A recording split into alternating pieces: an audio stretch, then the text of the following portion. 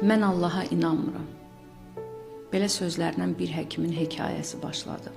Çox məşhur onkoloq olur və bu yalnız varlı, zəngin insanları qəbul edir. Günlərin bir günü başqa bir şəhərdə bu seminara getməli olur təyyarə ilə və təyyarə yarı yolda qəza şəraitinə düşür. Ona görə təcili təyyarəni endirməli olurlar.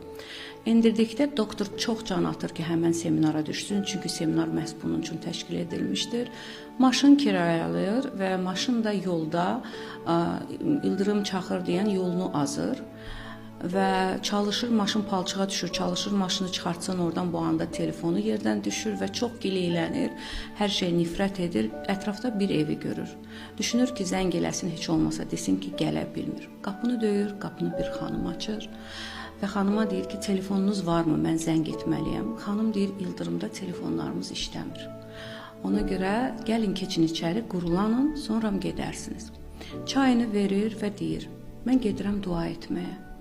Dua etmək istəyirsinizmi? Bu anda deyir ki, nə dua? Dua nədir? Görmürsən başıma nə işlər gəlib. Xanım heç nə demir, gedir sakitcənə duasını edir və geri qayıdır. Qaydanda doktor ona sual verir. Nə oldu? Kimə dua edirdin? Keçir duaların. Xanım deyir, bax o yatağın yanında harda ki mən dua edirdim, orada mənim çox xəstə bir uşağım yatır. O uşaq ağır onkoloji xəstədir və onu yalnız bir həkim müalicə edə bilər, amma o uzaqdadır, bahalıdır, biz onun yanına gedə bilmirik. Və mən əminəm ki, bir gün Allah mənim dualarımı eşidəcək və mən evladımı onun yanına aparacam. Bu sözləri dedikdə həkimin gözündən yaş axmağa başlayır.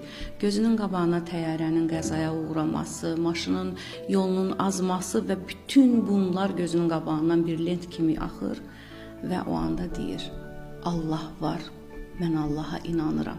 Allah özü hər şey etdi ki, mən sənin yanına gəlim. Sənin duaların məni sənin evladının ayağına gətirdi. Mən inanıram təbii ki, duaya da, duanın gücünə də və Allaha da inanıram.